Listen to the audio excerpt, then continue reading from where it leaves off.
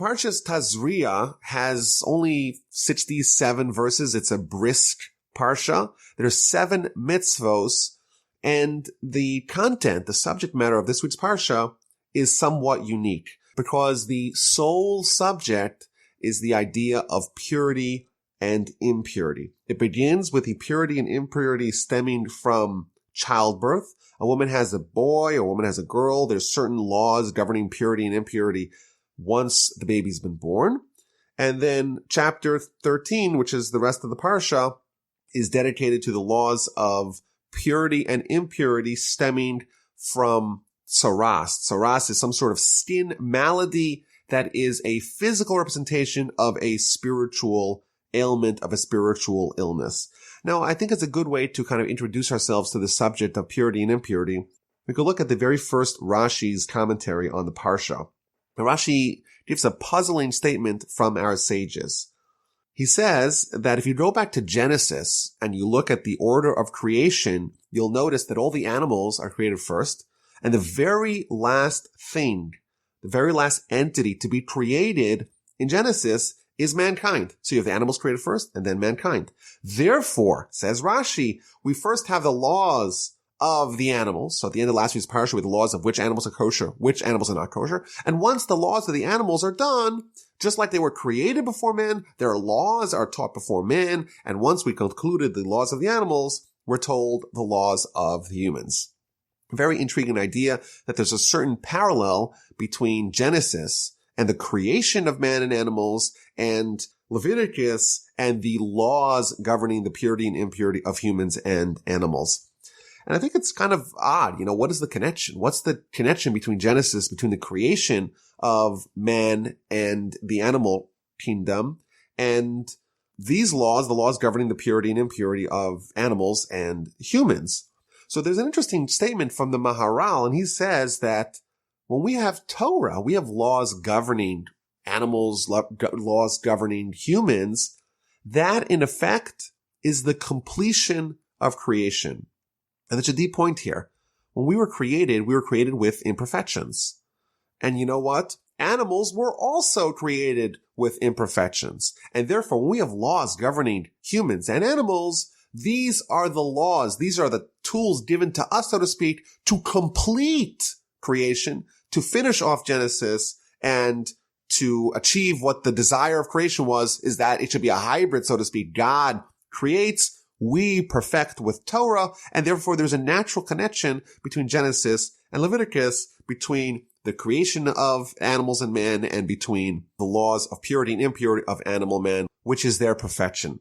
But I think a question still remains. Why indeed was man created last? Why wasn't man created at the beginning of the week of Genesis? So the Talmud in the book of Sanhedrin, page 38a, gives us 4 reasons as to why man was created last. It gives reason number 1, because if man was created on Wednesday, then the heretics will say, well, who helped God with the creation of Thursday and Friday? That was man. And therefore, to kind of stymie the arguments of the heretics, as if to say that man was a partner with God, man was created last. That's the first answer. Second answer is that if man is haughty, if man gets arrogant, if man becomes full of hubris, then you just tell man, hey, don't get so haughty. After all, the lowly fruit fly, the mosquito, was created before you. That's the second answer. That's why man was created last. The third answer is that man should enter a mitzvah right away. Man's created right before Shabbos, and he could be ushered into Shabbos, into the Sabbath, right after he was created.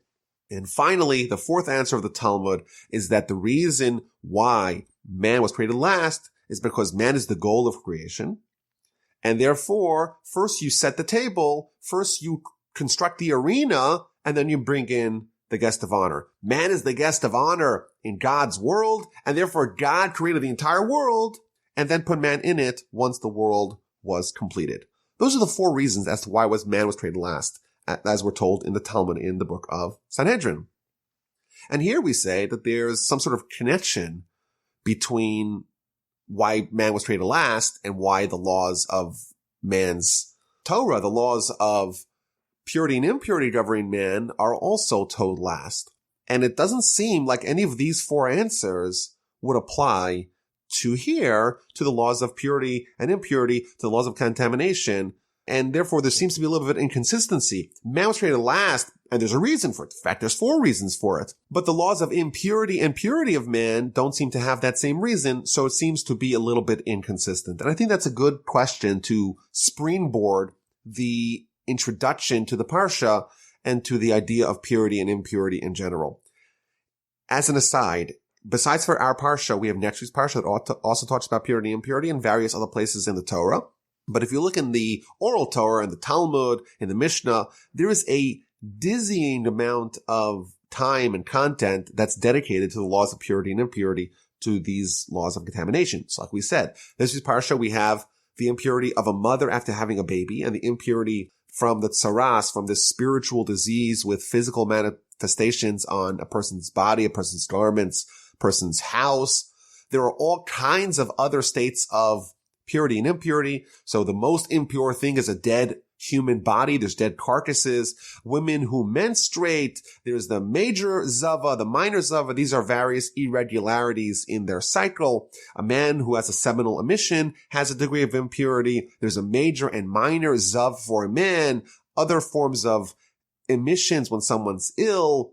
And there's all kinds of laws, draconian laws, related to how a person who has these impurities has to behave, how someone with these impurities, they could be remedied. You know, the oral Torah is broken down into the 6 orders of Mishnah.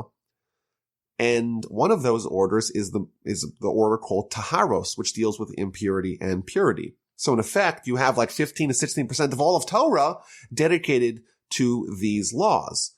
And for us, in modern times, I will say, these ideas seem very distant. It doesn't seem really tangible or applicable. Now, there are some cases where these laws are very much applicable. So, for example, the Torah tells us that a Kohen, a priest, is not allowed to come into contact with dead people, meaning they can't visit cemeteries. And the laws governing purity and impurity are much more than just touching the dead body, but being in close proximity or even being in the same structure. So if you're in the same building as a dead body, there's this idea that this impurity permeates the entire structure, the entire edifice in which it is contained. And therefore, if you're a Kohen and you're in a building and you find out that someone died, you have to run away out of the building, escape quickly because you can't be in that same building. So for example, this extends even further. In Jerusalem, where I used to live, there was a cemetery that was adjacent to a street, and there was a sign on the street because there was trees overhanging on both the cemetery and the street next to it. A Kohen, because of the laws of impurity governing a structure, those would preclude the Kohen from walking under the trees, even though he's not in the cemetery, but because the trees are covering both the cemetery and the street next to it, walking under the tree would be prohibited. And this actually extends further. You know, someone's in a hospital, the entire hospital, as long as it's connected, they can even be in separate buildings, but if there's some sort of connection between the two, that would unite those buildings as one halachic structure. And if there's a dead body in one of those buildings, then the Kohen can't be in the entire building complex. So those are some laws governing a Kohen and how they have to relate with dead bodies, with cemeteries today. This was a very big deal when the temple was extant, when the sacrifices were in existence. Everyone had to always know the state of purity that they were in, what they could touch, what they cannot touch, what they can eat, where they can go. And even today, if you walk in Israel and you go to the Kotel, you go to the Western Wall, and you want to go onto Temple Mount, there's big signs saying that according to Jewish law, Jews are not allowed to go there. And the reason for that is that the temple grounds retained their purity requirements. And therefore, for someone to walk up there, you would have to be in a state of purity, that we probably cannot achieve today, because the only way to undo the purity of coming into contact with dead bodies is via the red heifer that will meet later on in the Torah. And because we don't have a red heifer, we can't become fully cleansed, and therefore we cannot come really too close to temple grounds. So these ideas are not very applicable, but there are some isolated instances where they are applicable. But I think even more broadly, on a philosophical level, the whole notion of purity and impurity seems quite foreign. We associate purity with cleanliness, with hygiene. It's maybe even hard for us to come up with good definitions about what these things even mean. And, we had last week the laws of the kosher foods, and this week we have the laws of purity and impurity. These are all like spiritual ideas captured in physical things. You have the physical food. It's a piece of meat, and one piece of meat's kosher, one piece of meat's not kosher. What's the difference between the two? It's not necessarily on a physical level, a physical plane, a physical realm. It's on the spiritual realm. You have someone who has this spiritual ailment. They're perfectly healthy. They're perfectly clean. There's nothing wrong with them from our perspective, yet the Torah says they may be impure. So what's a way to understand the general principle of purity and impurity? And I think, the Parsha begins with a woman having a baby, which is a wonderful thing. It's a holy thing. You're bringing a soul into the world. Is there anything greater than having a child? Yeah, the Torah says that if she has a male, she's impure for 7 days. If she has a female, she's impure for 14 days. Why would having a baby render someone impure? Now, in addition, the bulk of the laws of impurity and purity relate only to Jews, and many of them are applicable only in the land of Israel.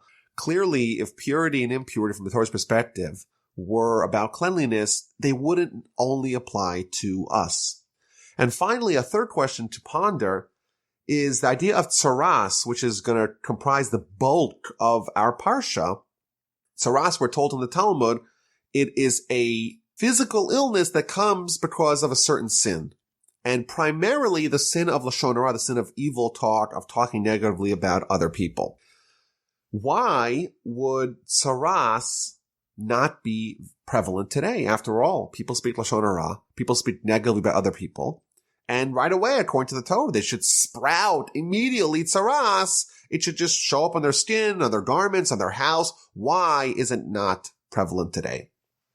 So a general rule of thumb that we're told by our commentators, by the sages, of what purity and impurity is and what they portend, what they represent, is that purity is life, is vitality, is potential, and impurity is the lack of life and the lack of potential.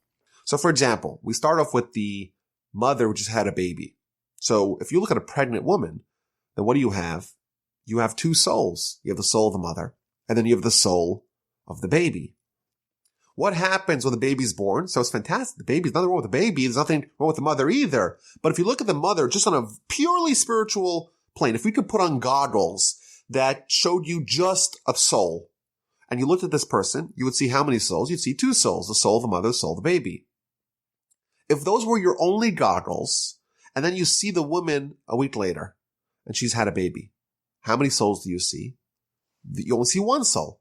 So from a purely spiritual perspective, there was a massive diminishing of the life, of the vitality, of the holiness of the mother. Of course, it's not a bad thing. It's a fantastic thing. But that's the general principle, that there's an absence of holiness, or there was a reduction of holiness. There was holiness. There was life within her. Of course, the life is hopefully flourishing outside of her, but within her, there was a reduction of life, a reduction of potential. Therefore, it's a loss of spiritual vitality, and that is the definition of impurity. It's not dirtiness. It's not nothing wrong. There's no, maybe contamination is the wrong word, but impurity by definition is the reduction of spiritual life, of vitality, of opportunity for greatness, of holiness. A woman menstruates. Well, what's that? Nothing wrong with it. It's very natural, but there was potential for life that has now been diminished, has now been lost. A man has a seminal emission. Again, same pattern. There's life, there's vitality, there's opportunity, there's potential for life, and now that has been reduced, that has been diminished. Someone is alive. They're alive. What is the least pure thing in the world? The most impure thing in the world is a dead body. Why? That thing was alive. There was a soul in it, and the soul has departed. Death is a very normal thing. In fact, every person that's ever lived has died. Of course, besides for the ones that are still alive. But everyone, there's nothing wrong with that. Moses died, right? Abraham died. Death is a very normal part of the human experience. But when someone's alive, meaning their soul is still in their body, there is a soul in this body. If you look at that same body, the cadaver, after the soul has departed it, the soul is gone. And as a result, that is the definition of impurity. Again, not dirtiness. It's not that it's unhealthy. It's not that it's unclean. It's not that there's something wrong. It's just a reduction of holiness, reduction of the soul, a reduction of life, a reduction of vitality. And the Ramban, in a very famous essay here in chapter 13, verse 47, he points out again that the idea of tzaraas is not something natural at all. In fact, he points out that these afflictions, they contaminate garments. Leprosy is a skin disease that still exists, but that doesn't extend to clothing or to someone's house.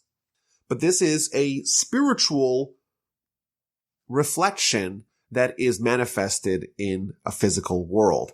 And he explains that this is only when the Jewish people are perfect. When the presence of God is upon them, it's real. Their spiritual life is tangible. Those goggles that we talked about, those spiritual goggles are present. They're in the land of Israel and exclusively in the land of Israel. Their spiritual life is heightened. Those people, when they're living in a spiritual way, in a spiritual manner, the spiritual realm is more palpable, and therefore reductions in spiritual degrees are more felt. Us, today, yes, we still have Lashon Hara, sadly, but what we don't have is that same heightened level of spiritual acuity, and therefore we don't sense it. It's less perceptible to us, and therefore we don't have tzaraas today as a immediate consequence of Lashon Hara or other sins. And I think we can look at this general principle as a continuation of the laws of eating kosher foods and avoiding non-kosher foods. There is a certain spiritual sensitivity that we have, that we've adopted, that we've absorbed, that we have earned as a result of us being the chosen people, the kingdom of priests and holy nation. Once we're at that heightened level because of our spiritual acuity, therefore we have all these additional laws. Later on in Leviticus, we're going to read about the land of Israel itself. The land of Israel is a holy land.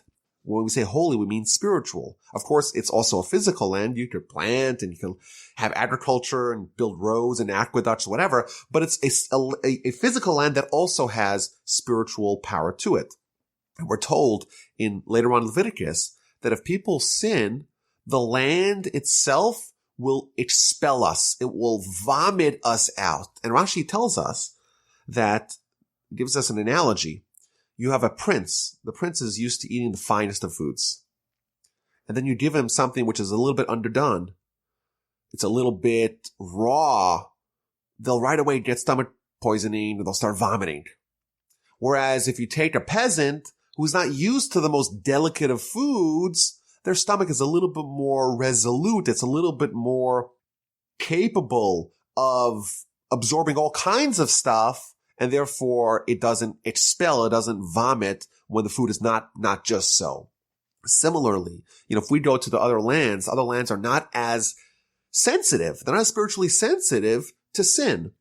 Whereas the land of Israel, it's like the stomach, it's like the gut of the prince. It's spiritually potent. And therefore, to the degree of spiritual potence is the degree of spiritual sensitivity to things that are not spiritually okay. Jewish people, we're elevated spiritually. Consequently, we have to behave at a higher level. And therefore, the foods that are wrong spiritually, so to speak, we have to avoid them because it's dangerous for us. Non-Jews, it's not dangerous for them. They're not as spiritually developed as we are. That's the principle that applies with kosher and non-kosher food. And that's the same idea over here, that because we have a heightened degree of holiness and spirituality, therefore we have a heightened degree of the laws of purity and impurity, the laws of our soul, the laws that are reflective of the spiritual state of our soul. Perhaps as an example, we could say, if someone is wearing a garment made of sackcloth, it's very hard to see, if there's a stain on the garment. Whereas if someone's wearing the nicest, choicest, finest linen, silk garments, the slightest imperfection, the slightest smudge, the slightest discoloration is already noticed. Again, the higher degree of purity, the more sensitivity you have to have for things that are impure. You take a diamond. It's shiny. It's beautiful. The most beautiful diamond, what do? We take a loupe and we magnify them and we examine them very, very, very critically to see if there's any slight blemishes, any slight imperfections. So in effect, the laws of purity and impurity are a reflection and a consequence of being holy, of being special, of being more spiritually developed. The Rambam tells us, Maimonides tells us in chapter 5 of the Laws of the Foundations of Torah, that there is a concept called Chil Hashem, which means desecration of God's name. And he gives us the laws governing desecration of God's name in general. And then he adds that every person, they have to behave in the degree that is commensurate to their spiritual stature. As someone upgrades other areas of life, they have to upgrade everything else in tandem. If you're someone who is spiritually advanced, you have to live above and beyond the letter of the law, above and beyond the standard practice. You have to behave in a scintillatingly pure and moral fashion. Similar idea that we see over here. The holiness that we inherently have is manifested in these very delicate laws governing the purity and impurity, the minute changes of the spiritual state of our soul. Let's go back to our introductory Rashi. Rashi tells us that there's a connection between Genesis, creation of animals and man, and the laws of purity and impurity of animals and man. I think now we understand the connection quite deeply. Man was created last. If you look at all those reasons, the 4 reasons that we mentioned from the Talmud, all those 4 reasons are reflections of man's superiority over animals. We are more special. We are the guests of honor, so to speak, in God's world. We're the ones who do mitzvos. We're the ones, of course, who have the challenges, because we could also go the other way. We could also reject God. But that too is a reflection of the fact that we are created in the image of God, that we have free will, free choice. Therefore, it makes a lot of sense that as a reflection of our specialness, as a reflection of the fact that we are elevated, we have these very draconian laws of purity, because they are governing only someone who is special, only someone who is living in a very heightened state of spirituality. So that's a long way to introduce the idea of purity and impurity that is the dominant theme of our Parsha. So the Parsha begins, speak to the children of Israel. A woman conceives, gives birth to a male. She should be contaminated. She should be impure for a 7-day period. And then on the 8th day, we read in verse number 3, the flesh of his foreskin shall be circumcised. So it begins with the birth of a male and a female, but it interjects with the laws of circumcision. The woman is impure for 7 days, and on the 8th day, the child is circumcised. What is the connection between the 7th day of impurity and the 8th day upon which the child is circumcised? The Talmud tells us in the book of Nida, page 31, why did the Torah declare that a child is circumcised on day 8?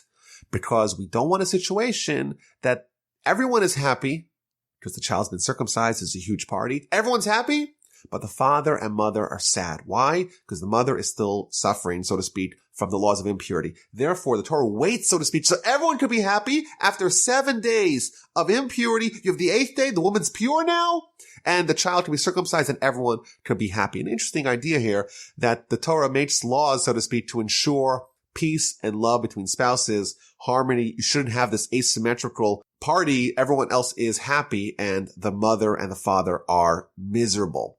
Now, as a general theme, the idea of circumcision on day 8, we're told by the Maharal many, many times, the idea that 7, the number 7 in Jewish philosophy is always a reference to the natural order of things. Whereas the number 8 is supernatural. It's one more than the natural cycle of 7, and that's supernatural. And by the way, those laws apply for 7 times 7, which is 49, and 50, supernatural. That's the idea of the oval.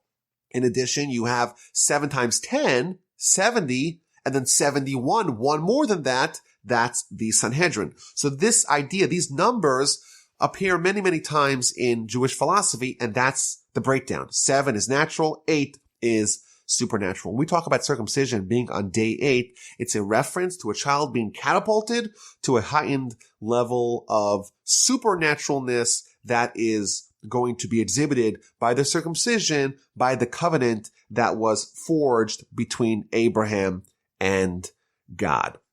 Now, the Talmud tells us another law here, that the verse says, on the 8th day, the child should be circumcised. What if the 8th day is Shabbos? We know that there's many prohibitions that I'll do on Shabbos, and one of them is to take a knife and to cut flesh.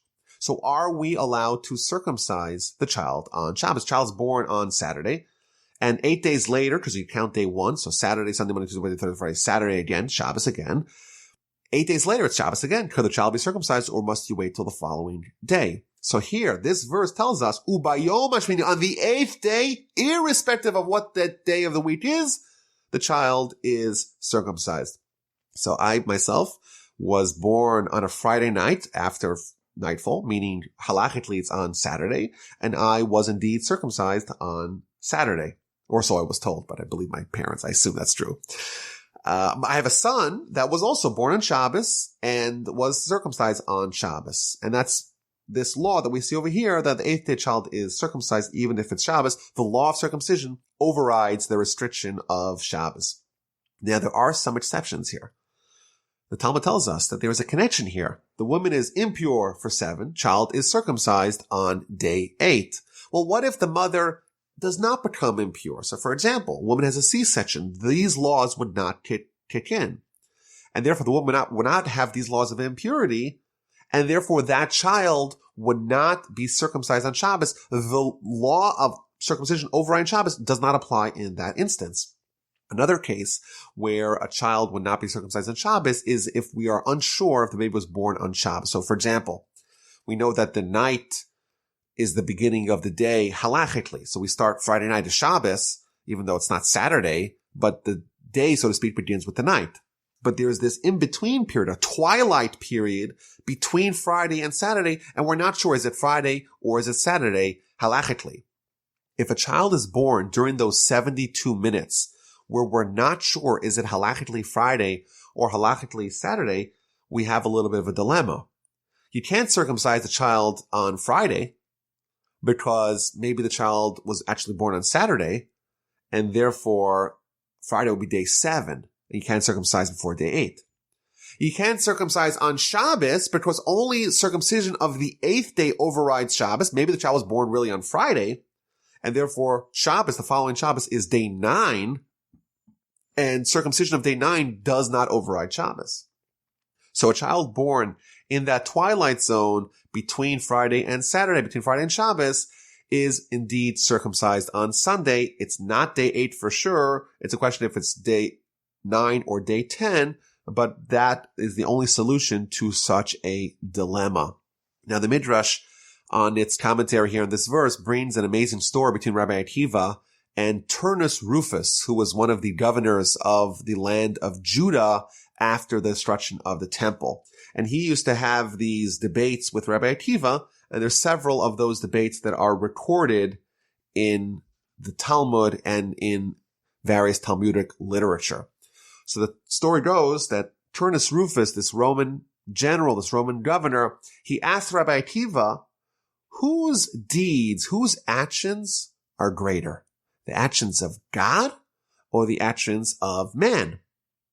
So Rabbi Akiva sensed this was a trick question, and he responded to him, no, the actions of man are greater than the actions of God. So Turnus Rufus wasn't ready for that answer. And he says, wait a minute. God created the heaven and earth. Can man do that? Of course not. So Rabbi Akiva says, well, that wasn't the question. The question is, in an area where man and God can both operate, which ones are greater? And I say, the actions of man. So that was how Rabbi Akiva initially deflected the conversation. But then Turnus Rufus continued. He says, wait a minute. Why do you circumcise? After all, God delivers babies, so to speak, to us uncircumcised. And you decide that you want to upgrade, so to speak. You want to circumcise the child. Why? So Rabbi Akiva said to him, I knew this was your question, and therefore I preempted you and I said that the actions of man are greater. And I'll bring you proof. So Rabbi Akiva goes to the field and pulls out a bundle of wheat. He goes to the bakery and takes a loaf of delicious bread. And he says to Turnus Rufus, okay, well, which one of these are greater? You have the wheat that was delivered to us by God in this fashion. You want to eat that, or you want to eat the bread, which is when humans, we take our role in processing what God gave us, perfecting and upgrading it from being wheat, from being grain, into being bread.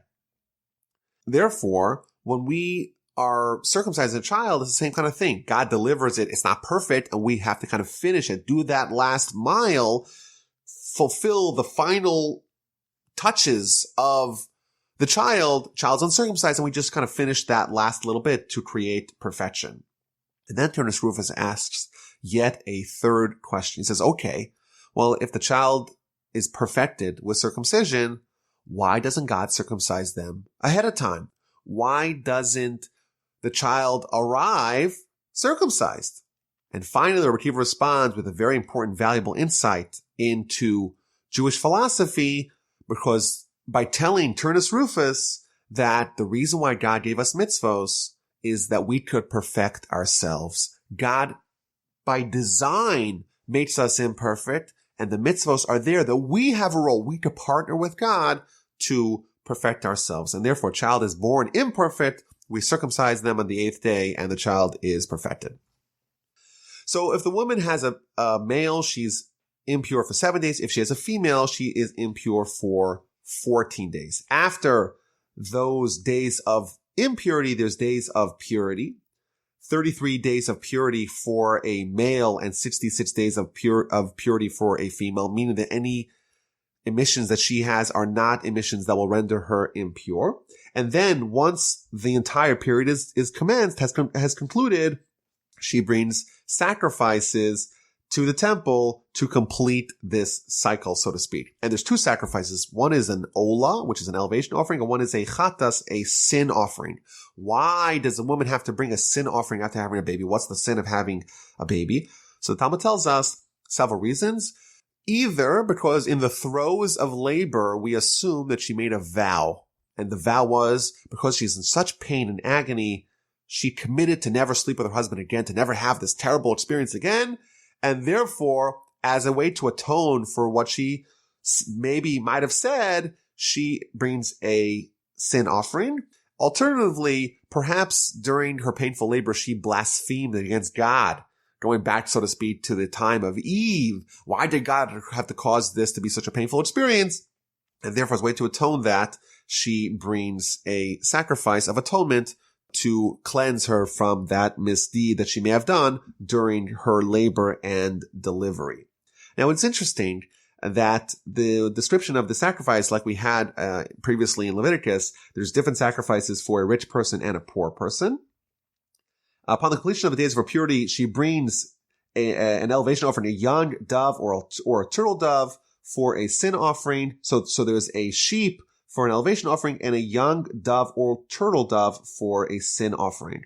And then if you read a little bit later on, if she can't afford a sheep, she shall take 2 turtle doves or 2 young doves, one for an elevation offering and one for a sin offering. So if you read that, you're like, okay, well, we have the 2 offerings, and depends. If she's rich, she brings a sheep and a turtle dove or dove. And if she's poor, she brings 2 turtle doves or 2 young doves. But if you'll notice, if you read this quite critically, you'll notice there's a little bit of a change here in how these birds are presented. In verse 6, it says a young dove or a turtle dove.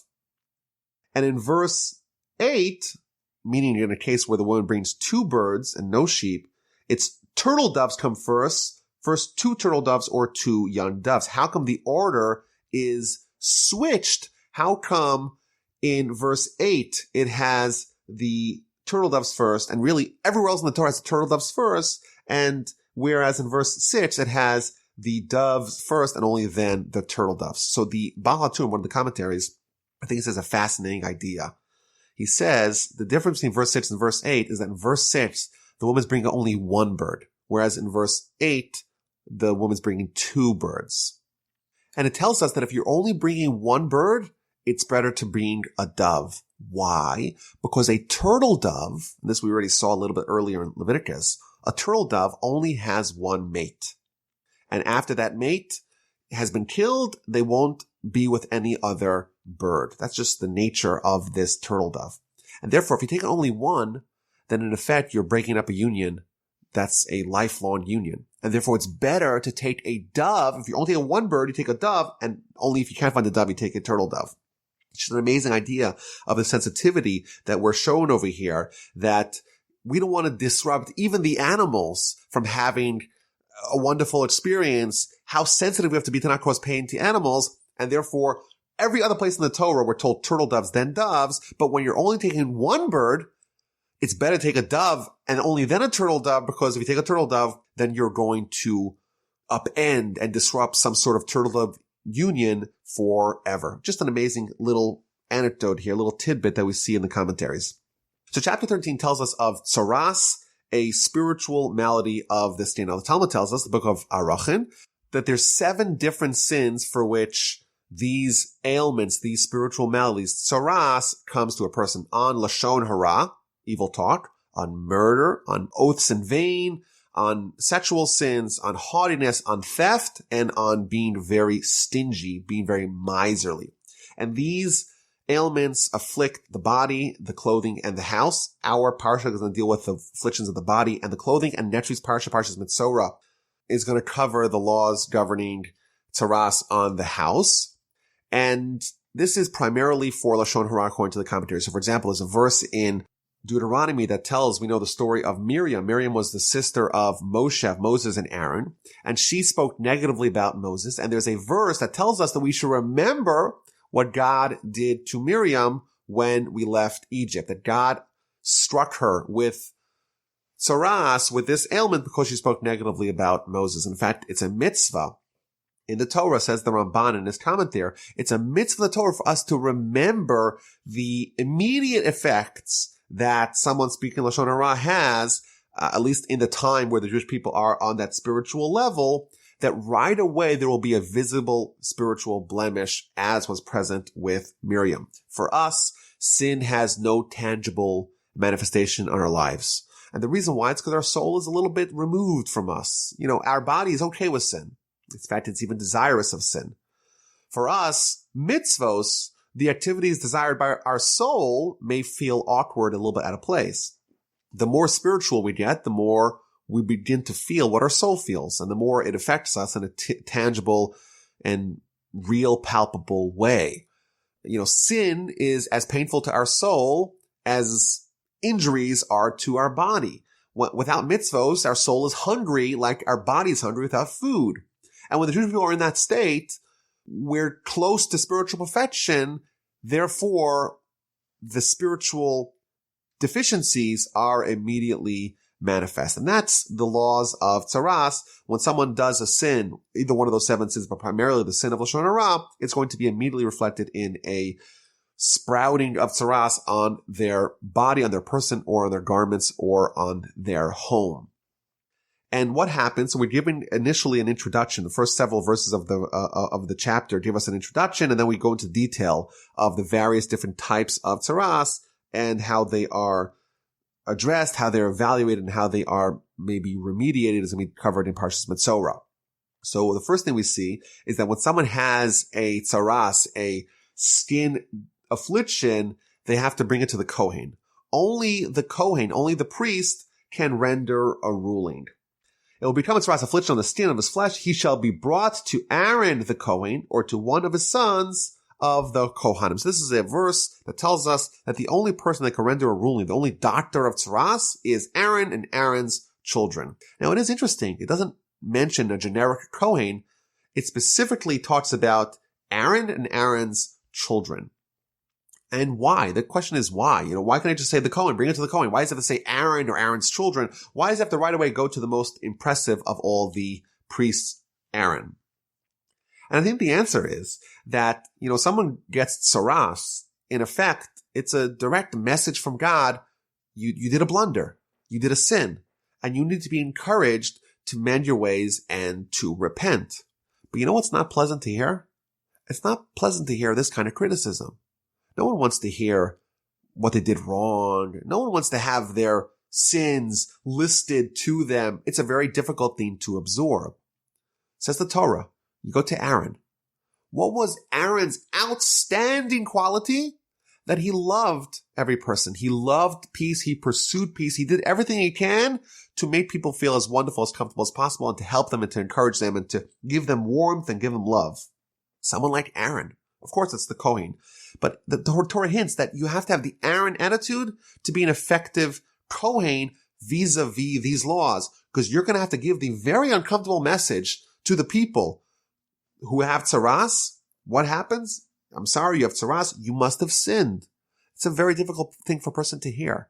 You have to harness, the Kohen has to harness their internal Aaron quality, where they genuinely are interested in the betterment, the well-being of the people that they're talking to. Someone who has that attitude, indeed, they will be effective. You have to be like Aaron in order to render judgment. If the priest rules that the person is contaminated, then they have to go in isolation. They have to go outside the camp, and they have to contemplate what they did. And of course, this is part of a repentance process. You think about what you did, you dwell upon it, and hopefully you'll mend your ways. And then the illness, which was only a manifestation of the spiritual malady, will go away too. The symptoms will disappear with the cause disappearing.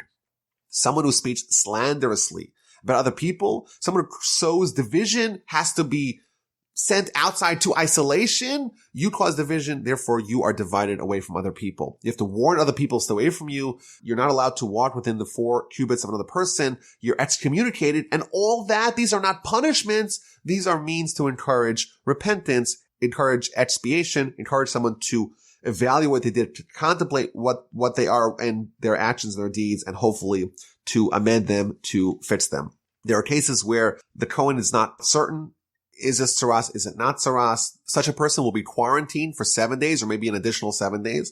And you read the chapter, there's different kinds of colors, there's different shades, there's laws governing burns or inflammations. Is the wound oozing? Is it stabbed over? Tzaraas on the head, on the face? Was there hair there? Is there bald spots in the front, in the back? Is it a normal skin disease? Is it tzaraas? These are some of the laws that we see over here.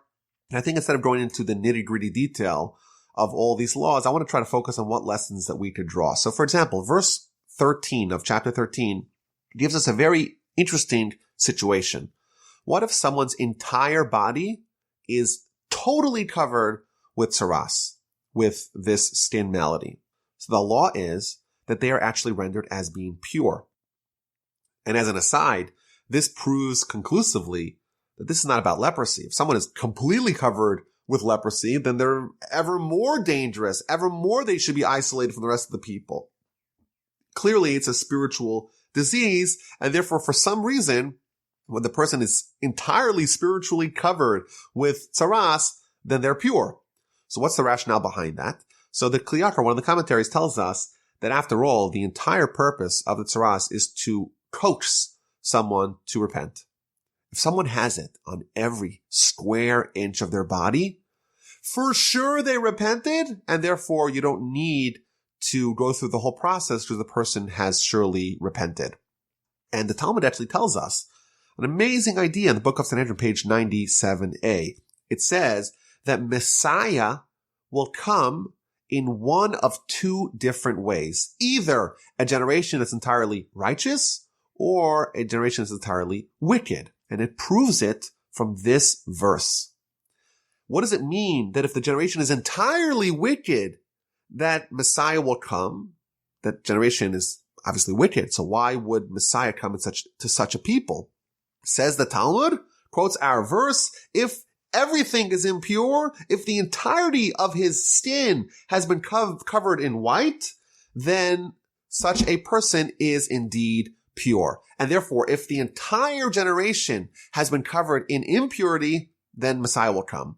And my grandfather explained the idea behind this is that for impurity to reign, you have to have a little bit of purity.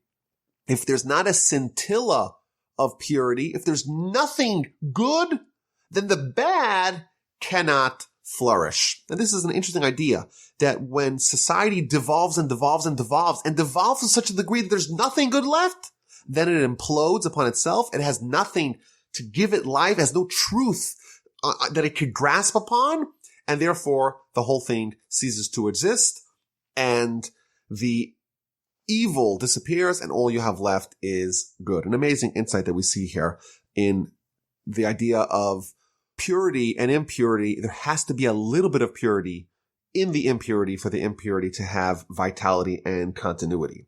Now, there's another interesting idea that we see here in verse 19. What happens when someone is healed, and then on the place where the inflammation was, meaning where the person was healed, then there was another manifestation of the tzaraas. So the person had an illness, it was healed, and then they're having a second illness.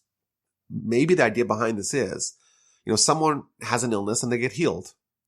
Their job is to focus, what did I do wrong to get this bruise, to get this ailment, and how do I make sure it doesn't happen again? And therefore, if someone has an illness, and specifically in that same place, a second illness sprouts, the lesson that they forgot was to do a post-illness reckoning. They forgot to examine their deeds afterwards, and therefore they're reminded again, don't forget about this, because you may have the same problem if you don't address the underlying cause of that problem. There's another interesting law here in chapter 13, and that's the bohak, which is certain white spots on the skin that are not impure. They do not render the person as a metzora, someone who has tzaraas.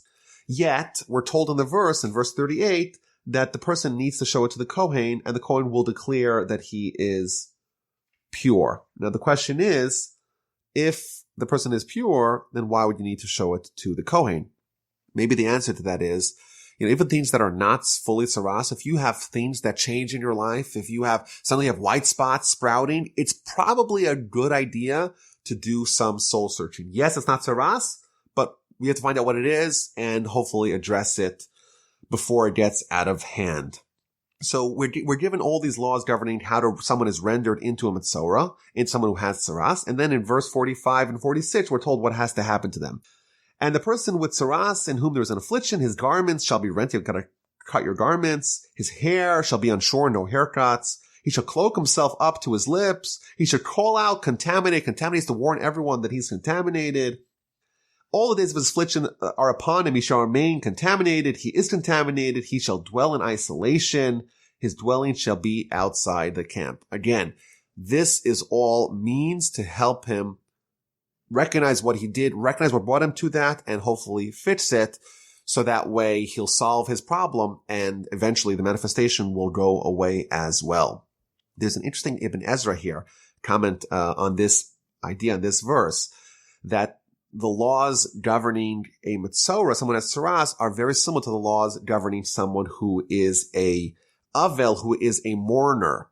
And he tells us that the reason why someone who has tzaraas has to mourn, they're not mourning on the symptom, they have to mourn on the activities that brought them the symptoms. And I think maybe this is a powerful idea. When something bad happens to us, we're sad. What the Ibn Ezra would tell us is that we have to be sad not because of the consequence of our action, not because of what happened to us, but because of what actually caused that, and using that attitude of thinking, what did I do wrong to deserve this? That will hopefully lead us to fix that and to rectify it and solve the cause of the symptoms, and not just dwell and ruminate on the symptoms itself. And then verse 47, we read about what happens when a garment has tzaraas. It could be a fabric, it could be a leather garment, it could be tzaraas in the various different ways that the warp and the woof, which means essentially the way these things are woven. They're woven horizontally and vertically into a garment. If someone has tzaraas, if someone has the spiritual affliction on their garment, like an individual has on their skin, they're quarantined, and depending upon the circumstance of the garment's either declared pure, or it's cleaned, and if it goes away, then great.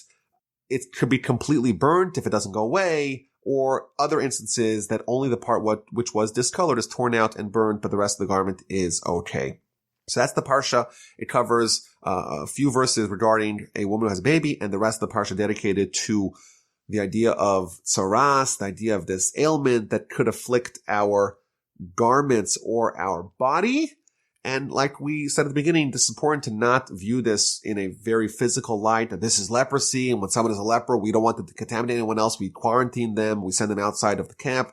It is, according to almost all the commentaries, viewed as a spiritual ailment that is manifested when someone is spiritually acute in a physical, tangible way as a means to get them to repent.